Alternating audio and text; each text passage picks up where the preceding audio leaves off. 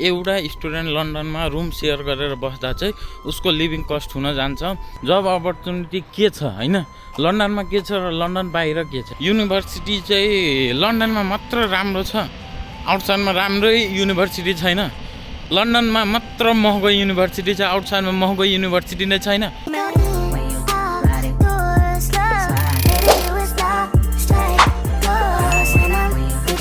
नमस्कार, म राघवेन्द्र र म युके को लन्डन सहरमा बस्छु र आज म तपाईहरुसँग चाहिँ धेरै इम्पोर्टेन्ट कुरा सेयर गर्न जाँदैछु है। र आजको इम्पोर्टेन्ट कुरा के को लागि हो भन्दा तपाईहरु युके आउन त चाहनुहुन्छ है, तर युके आइसकेपछि लन्डनै आउने कि यो भन्दा पनि अर्को राम्रो हुन सक्छ, लाइक आउटसाइड लन्डन हैन, युके को अरु शहरहरु हैन, जस्तो भयो म्यानचेस्टर भयो हैन, लिड्स भयो हैन, कार्डिफ भयो, यस्तो ठाउँहरु आउँदा बेटर हुन्छ कि है। यो कुराहरुको लागि चाहिँ म आज तपाईहरुको लागि भिडियो लिएर आएको छु है। र म चाहिँ कम्पेरिजन गर्छु हैन, लिभिङ कस्ट के छ हैन, अपर्च्युनिटीहरु के छ, जब अपर्च्युनिटीको कुराहरु हैन, लाइफ स्टाइल कस्तो छ, युनिभर्सिटीहरु कस्तो छ, अनि त्यसै गरेर चाहिँ स्ट्रगलहरु के कसो छ भन्ने कुराहरु आज गर्न गइरहेको छु। सो सबैजना चाहिँ भिडियो अन्तिमसम्म हेरिदिनु होला। त पहिला कुरा गरौँ कस्ट अफ लिभिङ है। कस्ट अफ लिभिङ लन्डनमा कति छ है, लगभग 350 to 400 है। भनिसकेपछि अब भनौँमा 400 एउटा लिभिङ कस्ट भयो। त्यसै गरेर तपाईको लन्डनमा चाहिँ ट्राभल कस्टहरु महँगो हुन्छ हैन, 150 पाउन्डदेखि 200 पाउन्ड हुन जान्छ है। र अरु भनेको चाहिँ बिल्स ग्रोसरी यताउता गरेर लगभग तपाईको 600-700 पाउन्डमा चाहिँ तपाईलाई लन्डनमा हुन्छ। भनेपछि अब तपाई आउटसाइड जानुभयो, जस्तो म्यानचेस्टर जानुभयो, कार्डिफ जानुभयो, बर्मिङहम जानुभयो, यिनीहरुमा चाहिँ तपाईहरुको चाहिँ यो रुम रेन्ट भनेको 250 देखि 300 पाउन्ड हुन्छ। म्याक्सिमम 300 पाउन्ड भयो भने तपाईको ट्राभल 100 पाउन्ड हुन्छ। त्यसै गरेर तपाईको बिल्स ग्रोसरी यताउता 50 पाउन्ड गरेर तपाईहरुको 450 मा हुन्छ हैन। अब हामी कुरा गरौँ जब अपर्च्युनिटीको। जब अपर्च्युनिटी के छ हैन, लन्डनमा के छ र लन्डन बाहिर के छ है। अब लन्डनमा एउटा कुरा के छ भन्दा जबहरु धेरै छ है, जबहरु कामहरु एकदम धेरै छ लन्डनमा हैन, कम्पेरिजन टु आउटसाइड कामहरु धेरै नै छ लन्डनमा। तर अपर्च्युनिटी धेरै छ हैन, तर यहाँ मान्छे पनि धेरै छ, पपुलेसन पनि धेरै छ हैन।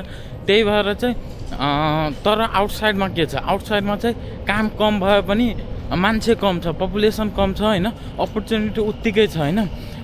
किन भन्दा तपाई एउटा अब लन्डन भित्र बसे पनि कुनै एउटा कम्पनीमा काम गर्नुहुन्छ भने त आउटसाइडको पनि लगभग तपाईको पेमेन्टहरु चाहिँ सेम नै हुन्छ। सो यो जब अपर्च्युनिटीको कुराहरु गर्दा यदि तपाईको कुनै साथीभाइ लन्डन बाहिर छ हैन, अरु कुनै सिटीमा छ, म्यानचेस्टर चाहे बर्मिङहममा छ भने चाहिँ तपाईहरु त्यो ठाउँ रोज्न सक्नुहुन्छ। किन भन्दा त्यो ठाउँमा चाहिँ जबहरु छन्, नभएको हैन है, जबहरु पनि छ हैन। अब त्यसै गरेर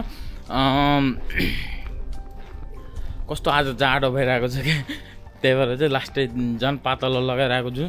सो लन्डन बाहिर चाहिँ जबहरु छन् हैन। अब त्यही हो, साथीभाइ भएपछि खोजेर तपाईको भोलिको दिनमा फ्युचर बेस चाहिँ हुन सक्छ हैन। तर लन्डनमा चाहिँ धेरै नै बिजी ठाउँ भएर, मान्छे धेरै भएर, पपुलेसन धेरै भएर, जबहरु धेरै भए पनि कम्पिटिसन चाहिँ अति नै हाई छ हैन। त्यही भएर चाहिँ यदि तपाईहरुलाई चाहिँ कोही साथीभाइ यदि आउटसाइडमा छ भने आउटसाइड गएर चाहिँ मजाले सेटल हुन सक्नुहुन्छ। अब हामी युनिभर्सिटीको कुरा गरौँ है। युनिभर्सिटी चाहिँ लन्डनमा मात्र राम्रो छ, आउटसाइडमा राम्रै युनिभर्सिटी छैन। लन्डनमा मात्र महँगो युनिभर्सिटी छ, आउटसाइडमा महँगो युनिभर्सिटी नै छैन। गलत, आउटसाइडमा पनि राम्रो युनिभर्सिटीहरु छ हैन, इनसाइडमा पनि राम्रो युनिभर्सिटी छ। सो युनिभर्सिटी जुनसुकै चुज गरे पनि, आउटसाइड गरे पनि, इनसाइड गरे पनि सकेसम्म चाहिँ आफ्नो बजेटमा हेर्नु र आफ्नो के कोर्स पढ्न आउनुहुन्छ त्यो कुरा हेर्नु हैन।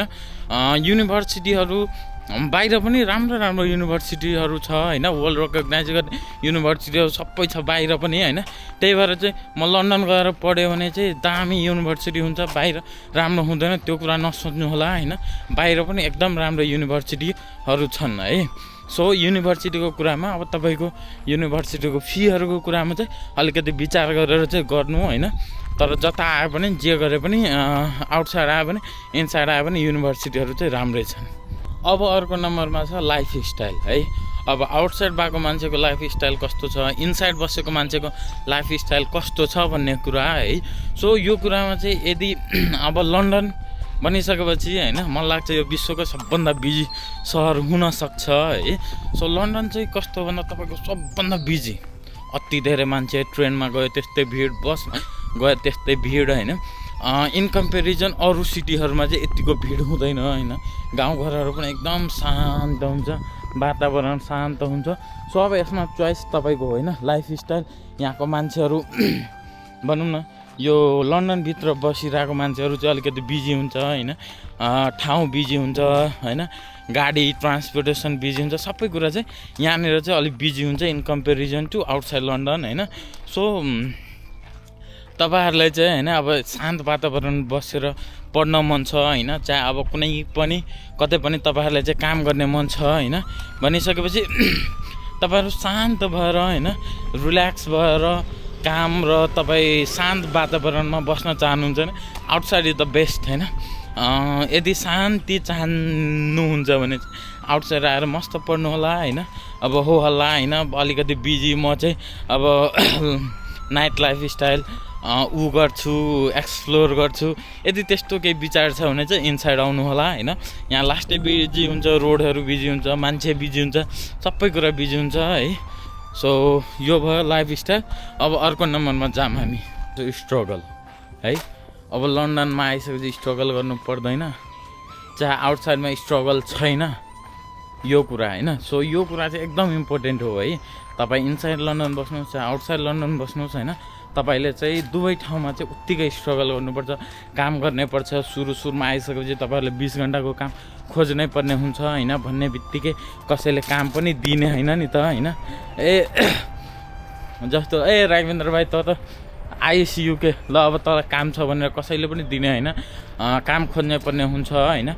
अब काम खोज्नलाई साथसाथै पढाइ पनि गर्नै पर्ने हुन्छ। सो स्ट्रगल भन्ने कुरा दुवै ठाउँमा उत्तिकै छ है। अब तपाईँ आउटसाइड गए पनि इनसाइड गए पनि तपाईँहरू अब नेपालबाट यहाँ आउनुहुन्छ स्ट्रगल गर्नलाई। सो स्ट्रगल चाहिँ दुवै ठाउँमा उत्तिकै छ होइन। र अर्को कुरा भनेको एउटा कुरा जोडिहाल्यो, Nepali community. So Nepali community in comparison लन्डनमा अलिकति बढी छ होइन, बढी नेपालीहरू छ।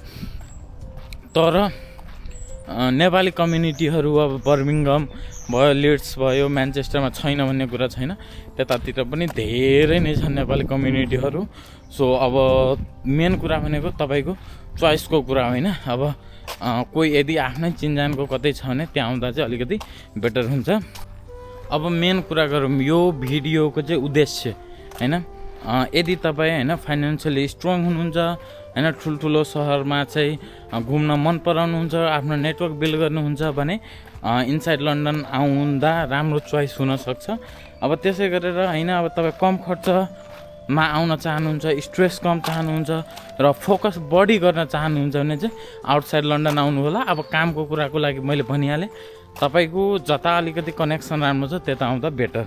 यदि तपाईँ युके आउन चाहनुहुन्छ र लन्डनको रियल एक्सपिरियन्स बुझ्न चाहनुहुन्छ भने कमेन्ट गर्नुहोला।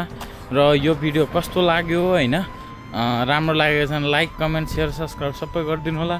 सो अहिलेको लागि bye bye, see you next video.